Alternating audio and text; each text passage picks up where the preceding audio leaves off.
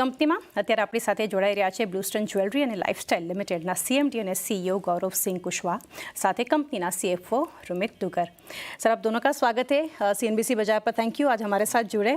Sir, सबसे पहले समझना चाहेंगे ओवरऑल बिजनेस मॉडल को लेकर, क्योंकि जो व्यूअर्स हमारे साथ जुड़े हैं जिनको जो कारोबार के बारे में नहीं पता है, थोड़ा बिजनेस मॉडल समझा दें। एग्जैक्टली कब से शुरुआत हुई और क्या अभी यहाँ से बिजनेस मॉडल है? तो हम लोगों ने 2012 में शुरू किया था। जब हम लोगों ने शुरू किया था तो हम एक ऑनलाइन ओनली ज्वेलरी ब्रांड बनाना चाहते थे और उसमें हम लोगों ने लगभग 6 से 7 साल तक उसी तरीके से ऑपरेट किया और उसमें काफ़ी सफलता मिली हमें।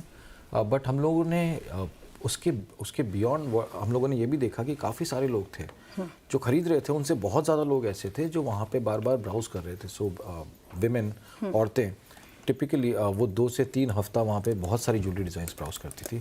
सो हमारे केस में फ़ायदा ये था कि वेबसाइट पे जाके 1000, 2000, 3000 डिज़ाइंस ही ब्राउज़ कर सकते हैं, जो अदरवाइज़ एक स्टोर में करना बहुत मुश्किल होता है। सो वो सारा बिहेवियर बहुत ज़्यादा हो रहा था। बट देन ज़्यादा से ज़्यादा हम लोग अपने कस्टमर से ये भी सुन रहे थे कि डिज़ाइन तो पसंद आ रही हैं बट बिना उसको टच फील किए, बिना उसको देखे कैसे खरीदें। सो काफ़ी सुना हम लोगों ने अपने कस्टमर से। फिर हम लोगों ने डिसाइड किया कि हम लोग 4-5 स्टोर खोल के देखेंगे कि कैसा चलता है। और फिर हमने देखा कि जहाँ जहाँ पे हमने स्टोर खोलने शुरू किए वहाँ का वॉल्यूम बहुत ज़्यादा बढ़ गया। सो हो ये रहा था कि ऑनलाइन की वजह से वहाँ पे डिमांड तो बहुत ज़्यादा जनरेट हो रही थी, बट क्योंकि वो देख नहीं पा रहे थे उसे, इसलिए वो कन्वर्ट नहीं हो रहे थे।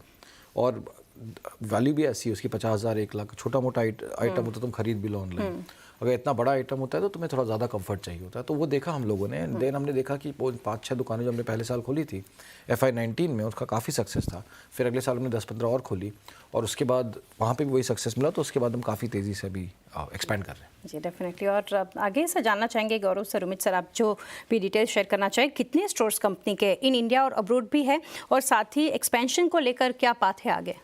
अभी हमारे सारे स्टोर्स इंडिया में ही हैं। 275 स्टोर हैं FY25 के एंड तक। और अभी हम लोग जो देखते हैं, अभी इंडिया में काफ़ी एक्सपेंशन का स्कोप है। अगर हम कुछ बहुत ही बड़े ज्वेलर देखते हैं तो हम देख सकते हैं कि 700-800 स्टोर इंडिया में हैं। इंडिया में 300-400 से ज़्यादा शहर हैं जहाँ पे अभी हम लोग पहुँच सकते हैं। अभी हम लोग 117 शहरों में हैं। तो हम लोगों ने जैसे जैसे Tier 2, Tier 3 में एक्सपैंड करना शुरू किया, हमने देखा कि वहाँ पे भी हमारा बिजनेस बहुत स्ट्रॉन्ग निकल के आया। एंड आई थिंक वहाँ पे भी है कि ऑनलाइन का पुल हर जगह ही है। आजकल हर लोग अपनी डिवाइस पे, अपने मोबाइल्स पे काफ़ी ज़्यादा कंटेंट वगैरह कंज्यूम करते हैं। तो उसके साथ साथ हमारा जितना लोग मोबाइल पे टाइम स्पेंड करते हैं उतना हमारा पुल स्ट्रॉन्ग होता रहता है और फिर स्टोर डाल के हम उसको कन्वर्ट करते रहते हैं। जी जी सर। और सर, IPO साइज में जो फ्रेश इशू है, यूज़ ऑफ फंड, उसका क्या होगा? रुमित? जो हमारा यूज़ ऑफ प्रोसीड्स है IPO का, वो इन्वेंट्री और जो नई दुकानें खोलेंगे उसमें जो इन्वेंट्री चाहिए उसके लिए होगा। 750 करोड़ का यूज़ ऑफ प्रोसीड इन्वेंट्री के लिए है नई दुकानों की। जी। और जैसे सर हम देख रहे हैं 50% कंपनी का ग्रोथ भी यहाँ से अच्छा है, बट स्टिल लॉस जो है, तो कब तक प्रॉफिटेबल हो गया? I know can't say forward looking statement या फिर guidance you can not share, but overall आप क्या इसके ऊपर एक शेयर करना चाहिए? इस पे थोड़ा हम कलर ये दे सकते हैं कि जैसे गौरव ने बताया कि हमने काफ़ी सारे स्टोर खोले हैं। तो अगर आप देखें 275 जो हमारे मार्च 2025 का स्टोर काउंट है, उसमें से लगभग 180-190 स्टोर पिछले 3 साल में खुले हैं और 83 स्टोर हमने पिछले साल खोले थे 2025 में। तो इनको थोड़ा सा मैच्योर होने में टाइम लगता है। बट अगर हम पुराने स्टोर देखें जो हमारे 19-20 वगैरह में खुले हुए हैं, तो वो उनकी प्रॉफिटेबिलिटी बहुत अच्छी है। 24% store level margin already generate कर रहे हैं। तो जैसे जैसे इस वर्ष, अगले वर्ष जैसे जैसे स्टोर मैच्योर होते जाएंगे, जो ऑपरेटिंग लेवरेज है वो काफ़ी ज़्यादा है बिजनेस में। तो उससे हमें काफ़ी कॉन्फिडेंस है कि जो यूनिट मेट्रिक्स हैं वो बहुत अच्छे हैं, बहुत स्ट्रॉन्ग चल रहे हैं और ग्रोथ के साथ साथ ऑपरेटिंग लेवरेज भी प्ले आउट होगा। जी जी, definitely. Sir, lab grown diamonds का कुछ बिजनेस के ऊपर कुछ लाइकली इम्पैक्ट? अभी तक हम लोगों ने कभी देखा नहीं। हम लोगों ने जो नोटिस किया है कि लैब ग्रोन का थोड़ा बहुत इम्पैक्ट है बड़े डायमंड्स में। बट जो इंडिया का मेन मार्केट है, इंडिया का जो मेन ज्वेलरी बायर है, वो जो डायमंड, हम जो डायमंड ज्वेलरी खरीदते हैं उसमें बहुत छोटे छोटे डायमंड होते हैं। डायमंड बेसिकली उस डिज़ाइन का पार्ट होते हैं। तो वहाँ पे लैब ग्रोन और इसमें इतना डिफरेंस है नहीं। इनफैक्ट वहाँ पे हम लोगों ने देखा है कि ग्राहक अभी भी नेचुरल डायमंड बहुत ज़्यादा प्रेफर करते हैं। ओके। और आगे से जानना चाहेंगे, जैसे higher gold prices, even traditional players जो है वो हम देख रहे हैं tapping to casual 14 to 18 carat jewellery market, वो जो है उससे कैसे कॉम्पीट करेंगे आप? सो कॉम्पीट की बात एक्चुअली उल्टा क्वेश्चन है, बिकॉज उस कैटेगरी में हम लोग बहुत ज़्यादा स्ट्रॉन्ग हैं। हम लोग हमेशा से उसी चीज़ पे फोकस रहेंगे। आप ट्रेडिशनल देखोगे तो ट्रेडिशनल वेडिंग पे बहुत ज़्यादा फोकस रहा था। अब उसमें हुआ क्या कि जो 4-5 लाख के प्रोडक्ट थे वो अभी 10-15 लाख 20 लाख के हो चुके हैं तो they are finding it difficult कि कैसे सही प्राइस पॉइंट पे प्रोडक्ट बनाए जाएं। हम लोगों के केस में हमारे सारे price points lower price point और मिड प्राइस पॉइंट्स में थे, तो हमारा गेम और ज़्यादा स्ट्रांग हो जाता है इससे। Okay fair enough sir. और मार्केट शेयर वर्सेस पेयर्स अगर देखें कंपनी का वो कैसे है, और उसको लेकर मार्केट शेयर को लेकर कुछ टारगेट लेकर चल रहे हैं? सी अगर मार्केट शेयर देखेंगे, ज्वेलरी ओवरऑल 80 बिलियन का मार्केट है, right, which is around 5 lakh crore के आसपास का। हम लोग हमारा पिछले साल 1770 करोड़ था, तो अगर आप परसेंटेज कैलकुलेट करोगे तो 0.4% भी नहीं होता। सो आई थिंक ज्वेलरी के केस में होता ये है कि विद टाइम स्टोर्स बहुत ज़्यादा स्ट्रांग होते रहते हैं। तो अगर हमारी सेम स्टोर सेल ग्रोथ देखेंगे हम पिछले साल से और उसके पिछले साल भी, पिछले साल की सेम स्टोर सेल ग्रोथ भी 30% थी। हम लोग इतने नए हैं बिजनेस में कि हमारी ग्रोथ बहुत ज़्यादा स्ट्रांग है, और आई थिंक अभी हम इतने छोटे भी हैं और इतना ज़्यादा स्कोप है ग्रो करने का कि मार्केट शेयर तो 0.3% तो कुछ भी नहीं होता। जी डेफिनेटली। रोमित सर, आगे एबिटा मार्जिन्स के फ्रंट पर मैं पूछना चाहूँगी, path to higher EBITDA margins आप कैसे देख रहे हैं, क्योंकि स्टोर काउंट भी इट्स कीप ऑन इंक्रीजिंग, और डायरेक्शन कैसे देख रहे हैं for coming 3 years? Again it not in terms of number आप कैसे देखेंगे, नॉट गाइडेंस, बट कैसे देख रहे हैं आप? अभी हमारा जो मार्जिन चल रहा है वो 7-8% के रेंज में है, और इसको अगर आप कंटेक्चुअलाइज करें तो जैसे मैंने बताया कि 180-190 स्टोर तो पिछले 2-3 साल में ही खुले हैं, तो वो काफ़ी यंग हैं। तो पुराने स्टोर जो हैं हमारे, जिनको 3-4 साल 5 साल हो गए हैं, वो सारे 24% मार्जिन पे हैं। क्योंकि नए स्टोर हैं इसीलिए ब्लेंडेड मार्जिन कम लग रहा है, बट 7-8% ब्लेंडेड है, 24 पुराने स्टोर का है। तो हम ये देख रहे हैं कि हमारे सारे स्टोर जो नए भी खुले हैं उनका परफॉर्मेंस भी पुराने वाले स्टोर के लगभग आसपास ही है। ओके।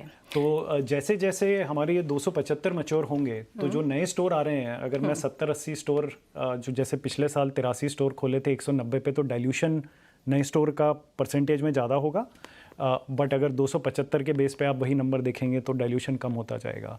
तो मैच्योरिटी आएगी, नए स्टोर का डाइल्यूशन कम होगा, और ऑपरेटिंग लेवरेज तो काफ़ी है ही। जी डेफिनेटली। और सभी एड स्पेंड्स के बारे में अभी जानना चाहेंगे, परसेंटेज ऑफ सेल्स हम देख रहे हैं वर्सेस पीयर्स अगर बात करें तो वो कैसे सेटल करेंगे? तो अगर आप एएनपी में देखें तो दो तीन मुख्य ड्राइवर्स होते हैं एएनपी के। एक तो टोटल रेवेन्यू का साइज़, तो जैसे जैसे टोटल रेवेन्यू का साइज़ बढ़ता जा रहा है, आप देखेंगे एएनपी का प्रतिशत गिरता जा रहा है। 11-12% से लेकर 9% तक आ गया था 2025 में। दूसरा हमारा जो रिपीट रेवेन्यू है, कि जो एग्जिस्टिंग कस्टमर से जितना रेवेन्यू आता है वो भी बढ़ता जा रहा है, वो 45% पहुंच गया है। तो उनके लिए हमें वापस एएनपी करने की ज़रूरत नहीं पड़ती है। तो स्केल से रिपीट का जो हमारा शेयर बढ़ रहा है, इससे एएनपी पे भी काफ़ी ऑपरेटिंग लेवरेज है। तो हमारा 3% तो गिर गया है, और जैसे जैसे बढ़ता जाएगा ऑपरेटिंग लेवरेज प्ले आउट होगी। जी, तो सर रेवेन्यू में ये समझना चाह रही थी sir, revenue online and offline do you see separately, वो थोड़ा समझना चाहेंगे वो कैसे आप करते हैं? मैं बताता हूँ, बट एक बार पिछले पॉइंट पे ऐड करने के लिए दूसरी एक और चीज़ ये भी है कि हमारे मार्जिन बहुत ज़्यादा हैं। सो जनरली इंडस्ट्री ऑपरेट करती है 10-15% के मार्जिन पे, हम लोग 38% के मार्जिन पे ऑपरेट करते हैं, राइट। सो हमारे पास जो एडवर्टाइजिंग का बजट है वो भी थोड़ा ज़्यादा होता है उनसे, दैट वे। और coming back to this thing online offline, so I think the way जिस तरह से हम लोग देखते हैं वो ये है कि ऑनलाइन ऑफलाइन और दो अलग अलग चैनल नहीं हैं। क्योंकि हम लोग अपने ग्राहक के बिहेवियर में भी देखते हैं कि वो लोग, वही ग्राहक 2 से 3 हफ्ता ऑनलाइन ब्राउज करता है डिज़ाइंस को। अब अगर let's say as a women अगर आपको एक रिंग खरीदनी है और आपको 1000-2000 आपको देखना है कि पूरी क्या क्या अवेलेबल होता है, अब वो स्टोर में तो कर नहीं सकते क्योंकि स्टोर में बहुत हाई प्रेशर एनवायरनमेंट होता है। किसी भी ज्वेलरी स्टोर में जाते हैं तो वहाँ पे 3 ट्रे 4 ट्रे 5 ट्रे में से कुछ सेलेक्ट करना पड़ता है। सो द अकेला तरीका जो आप उसको देख सकते हो, ऑनलाइन देख सकते हो। ऑनलाइन आजकल के ग्राहक बहुत ज़्यादा यूज टू है, तो उनका सिलेक्शन बहुत ज़्यादा ऑनलाइन होता है।